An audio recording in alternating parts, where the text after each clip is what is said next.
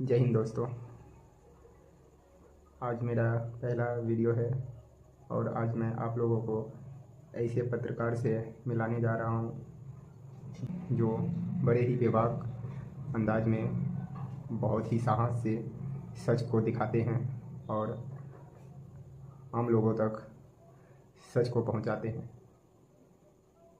आज के दौर में मीडिया इतना नीचे गिर चुका है, 161वां रैंक हमारा इंडिया का मीडिया का है, जो कि बहुत ही शर्मनाक बात है। फिर भी लोगों को समझ नहीं आ रहा है और जो बताते हैं, जो दिखाते हैं, उसी को मान लेते हैं। उसके पीछे की सच्चाई को जानने की कोशिश नहीं करते हैं। ऐसे समय पे भी रवीश कुमार जी बहुत ही निडर और साहस के साथ सच को दिखाते हैं और आम लोगों तक सच को पहुंचाते हैं। तो स्टार्ट करते हैं आज का वीडियो। देखते हैं इस वीडियो में रवीश कुमार जी किस तरह के सच्चाई को दिखा रहे हैं और उसे समझने का कोशिश करेंगे। नमस्कार, मैं रवीश कुमार। राहुल गांधी को दरभंगा में अंबेडकर छात्रावास जाने से रोका गया। इसी के साथ एकजुटता के नाम पर खामोश पड़ी भारत की राजनीति अब सड़क पर आ गई है और बिहार का चुनावी मैदान खुल गया है। राहुल गांधी दरभंगा में शिक्षा न्याय संवाद करना चाहते थे। सवाल है कि अंबेडकर छात्रावास में कार्यक्रम के लिए अनुमति क्यों नहीं दी गई, जिसके लिए मांगी गई थी। एक हॉस्टल के कैंपस में जहां कोई मात्र 500 से 600 छात्र रहते हैं, वहां अगर राहुल गांधी बातचीत करते उनसे तो ऐसा भी नहीं था कि हजारों की भीड़ का दृश्य बन जाता और बीजेपी से लेकर जदयू को दिक्कत हो जाती। इसीलिए यह सवाल महत्वपूर्ण है कि राहुल गांधी को दरभंगा में क्यों रोका गया। हेलीपैड से निकले तब भी रोका गया। उन्हें बताया गया कि कार्यक्रम अंबेडकर हॉस्टल में नहीं होगा, इसकी अनुमति नहीं है, शहर के नगर भवन में होगा, उसी की अनुमति है। राहुल गांधी को जब रोका जाने लगा तो वे अड़ गए कि मदारपुर के अंबेडकर हॉस्टल ही जाएंगे। कड़ी धूप में राहुल गांधी और कांग्रेस के नेता 1.5 किलोमीटर तक पैदल चलते रहे और उसी जगह पहुंचे जहां के लिए अनुमति नहीं दी गई थी। आप काम करो, रोको, आप काम कर रहे हो हमसे। पहले आप गेट होगा, first you try to close us inside, then now you're taking us somewhere else. This is nonsense. ये लोकतंत्र देश है, ये मतलब ये कोई डिक्टेटरशिप नहीं है। तो आप अगर आपने 144 लगाया तो ये सब लोग ना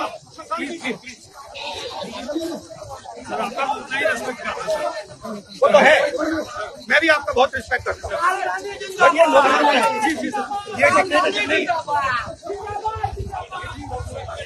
मैंने कमिटमेंट दिया लड़कों के, मैं आ रहा हूँ। मैं SC ST अति पिछड़ा हॉस्टल्स में जाने की कोशिश कर रहा था, आपसे बात करने की कोशिश कर रहा था और यहाँ पे सरकार ने रोक रखा है। ये देखिए सामने क्या तमाशा हो रहा है।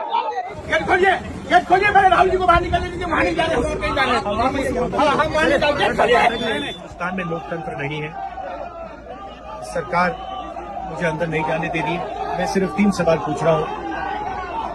हम चाहते हैं कि शिक्षा में सरकार पैसा डाले, 50% की जो दीवार है रिजर्वेशन वाली उसे तोड़ा जाए, जो प्राइवेट एजुकेशन इंस्टीट्यूशंस में रिजर्वेशन हो, ये चीजें हम चाहते हैं। मगर आपसे बात करने नहीं दे रहे, तमाशा बना रखा है। शांति से हम जा रहे थे।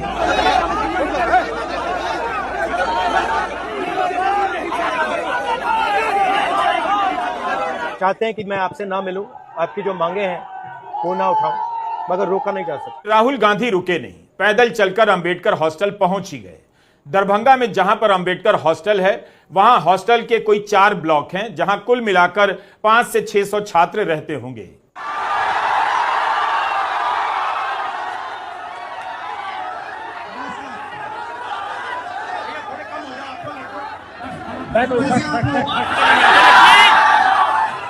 देखिए, मैं आपसे दिल्ली से आपसे मिलने आया और मेरा लक्ष्य सिर्फ ये था कि मैं आपसे बात करूं, थोड़ा पीछे मैं आपसे बात करूं, तो मेरे दिल में है, मैं आपको कह दूं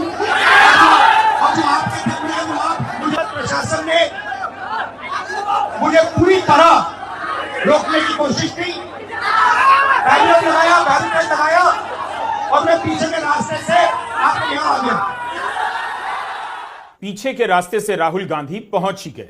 इसी तरह जून 2017 में बाइक पर सवार होकर मंदसौर में किसानों से मिलने पहुंच गए थे।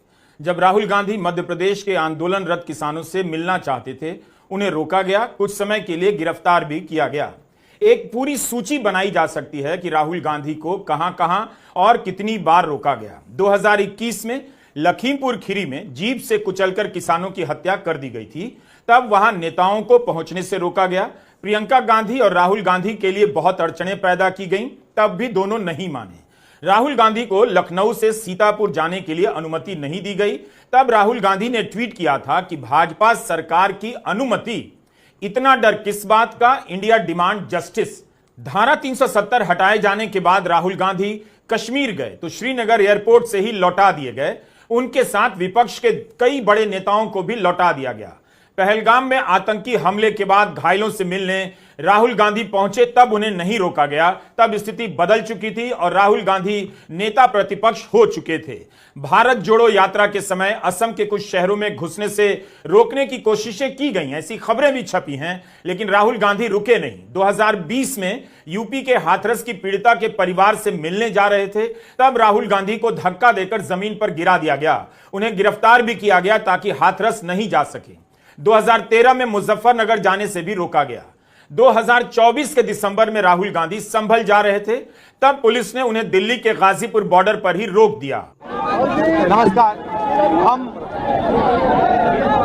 संभल जाने की कोशिश कर रहे हैं, पुलिस मना कर रही है, अलाउ नहीं कर रही है। एज एलओपी मेरा अधिकार बनता है कि मैं जा सकता हूं, मगर तब भी वो मुझे रोक रहे हैं। मैंने कहा है कि मैं अकेला जाने को तैयार हूं, पुलिस के साथ जाने को तैयार हूं, मगर उन्होंने वो भी बात एक्सेप्ट नहीं की और अब कह रहे हैं कि कुछ दिनों में अगर हम वापस आएंगे तो फिर वो हमें जाने देंगे। राहुल गांधी संभल नहीं जा सके, लेकिन उन्होंने रोके जाने के 6 दिनों के बाद पीड़ित परिवारों को दिल्ली अपने घर बुला लिया और उनसे मुलाकात की। हम आपको याद दिलाना चाहते हैं कि राहुल गांधी जब जाते हैं तब बीजेपी किस तरह से रिएक्ट करती है। यह केंद्रीय मंत्री गिरिराज सिंह का ट्वीट है। उन्होंने राहुल की मुलाकात की तस्वीर को पोस्ट किया, लिखा कि मीटिंग जिहाद हो रहा है। बिहार की राजनीति रोकने के लिए कभी नहीं जानी जाती। बिहार की राजनीति पर नजर रखने वाले भी बता देंगे कि राहुल गांधी के लिए कार्यक्रम की अनुमति नहीं देना थोड़ा अजीब है। क्या बीजेपी बिहार में राहुल गांधी की सक्रियता से परेशान हो रही है? क्या मुख्यमंत्री नीतीश कुमार राहुल गांधी से परेशान होने लगे हैं? यह तो उनकी राजनीतिक शैली का कभी हिस्सा नहीं रहा। दरभंगा के मदारपुर में अंबेडकर छात्रावास है। यहां पर शहर के सरकारी कॉलेजों में रहने वाले अनुसूचित जाति के छात्र रहते हैं। यहां रहने वाले छात्रों को सरकार हर महीना 1000 रुपया देती है और इन्हें 9 किलो चावल देती है, 6 किलो गेहूं मिलता है, क्योंकि ज्यादातर छात्र बहुत गरीब हैं। अपनी स्ट्रेंथ समझो, आपको भटकाकर, डराकर, दबाकर, आपके ध्यान को इधर उधर करके आपको रोका जाता है। इस देश में आपके लिए कोई जगह नहीं है। 90% के लिए इस देश में कोई रास्ता नहीं है। हमने नरेंद्र मोदी से कहा, पार्लियामेंट में कहा, तुम्हें जाति जनगणना करना पड़ेगा। हमने उससे कहा कि तुम्हें संविधान को यहां माथे पर लगाना पड़ेगा। नरेंद्र मोदी जी ने आपके दबाव से डरकर जाति जनगणना हिंदुस्तान में घोषित किया है। आपके दबाव से डरकर उन्होंने कॉन्स्टिट्यूशन अपने माथे पर लगाया है, मगर वो लोकतंत्र के खिलाफ है, संविधान के खिलाफ है, जाति जनगणना के खिलाफ है। और जो 90% हिंदुस्तान की गरीब आबादी है, अति पिछड़ा, दलित, आदिवासी, माइनॉरिटीज, ये इन सब के खिलाफ है। ये अदानी अंबानी की सरकार है, ये आपकी सरकार नहीं है। एक दिन पहले यानी 14 मई को दिल्ली में जस्टिस BR गवई ने भारत के चीफ जस्टिस के रूप में शपथ ली। यह कोई सामान्य घटना नहीं है। चीफ जस्टिस KG बालाकृष्णन के बाद भारत के दूसरे दलित चीफ जस्टिस के रूप में शपथ लेने के बाद जब chief justice BR Gavai supreme court के वकीलों के बीच गए तो वहां उन्होंने जय भीम कहा। इस तस्वीर में भी जय भीम लिखा है। नेता प्रतिपक्ष राहुल गांधी के हाथ में डॉक्टर अंबेडकर की तस्वीर है और वे दलित छात्रों के बीच में हैं। कांग्रेस ने यह तस्वीर पोस्ट की है।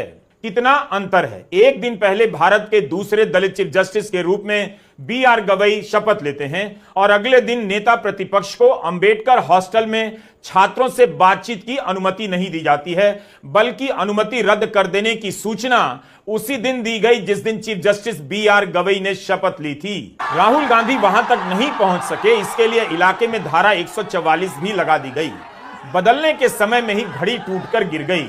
बताने के लिए कि कुछ नहीं बदला, मुझसे किसी ने कहा कि चीफ जस्टिस जय भीम कैसे कह सकते हैं, तो मेरा जवाब था 75 साल में दूसरे दलित चीफ जस्टिस बने हैं, जय भीम उन्हें कहना ही चाहिए। जब ईश्वर से पूछकर फैसले लिखे जा सकते हैं तो जय भीम कहना संविधान की बात को दोहराना है। अच्छा, आप में से कोई बोलना चाहता है? आ जाओ। आपका नाम?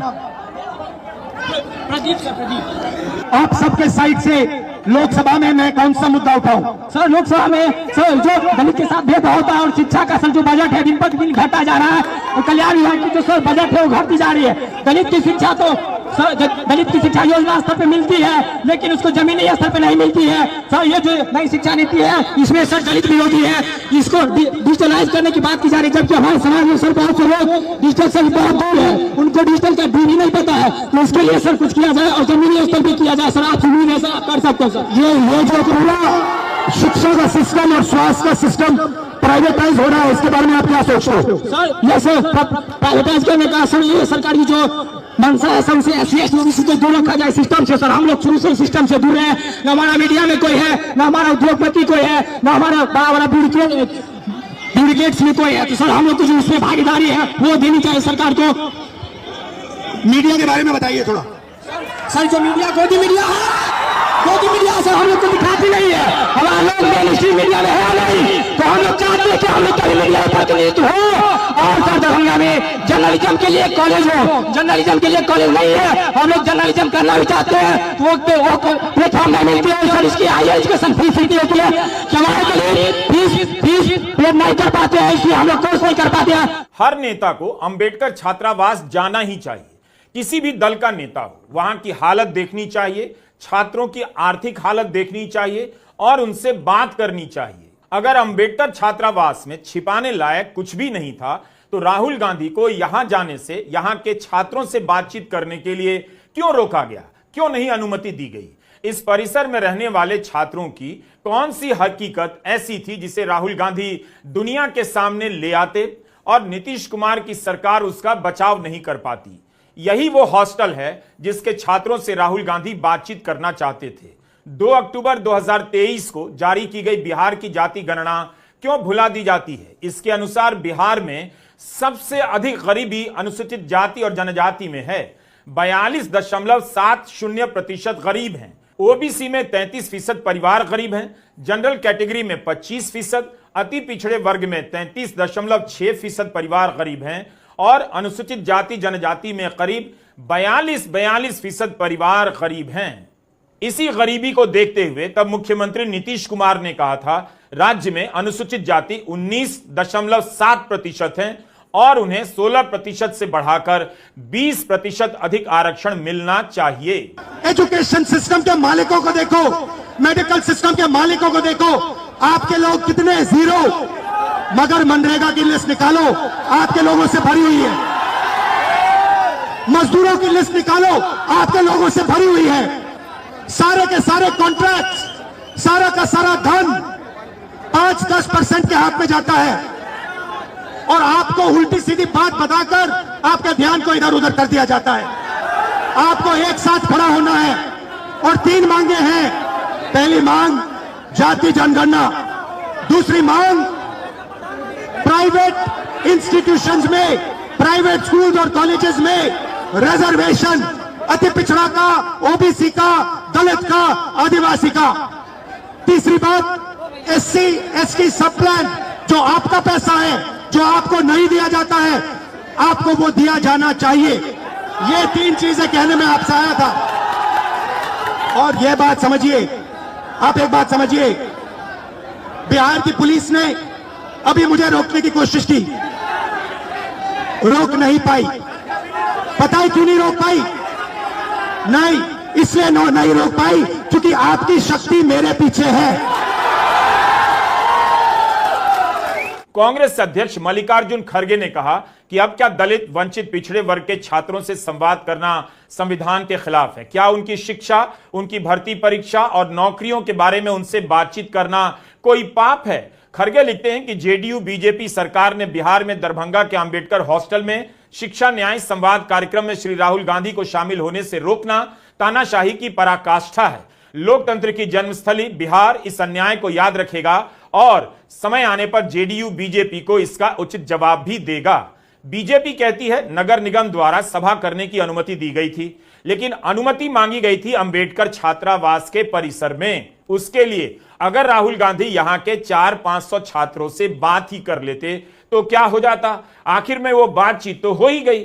तेजस्वी यादव ने ट्वीट कर लिखा है कि रिटायर्ड भ्रष्ट अधिकारी और टायर्ड मुख्यमंत्री ने लोकतांत्रिक परंपराओं की धज्जियां उड़ाते हुए लोकसभा में देश के नेता प्रतिपक्ष राहुल गांधी के छात्रों के साथ संवाद कार्यक्रम की अनुमति नहीं दी। दरभंगा से लौटकर राहुल गांधी पटना के सिटी सेंटर मॉल में फुले फिल्म भी देखने गए। नमस्कार, मैं रवीश कुमार।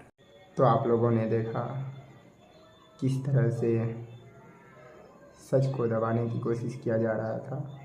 तो मिलते हैं अगले वीडियो में, तब तक के लिए आज्ञा दीजिए। जय हिंद।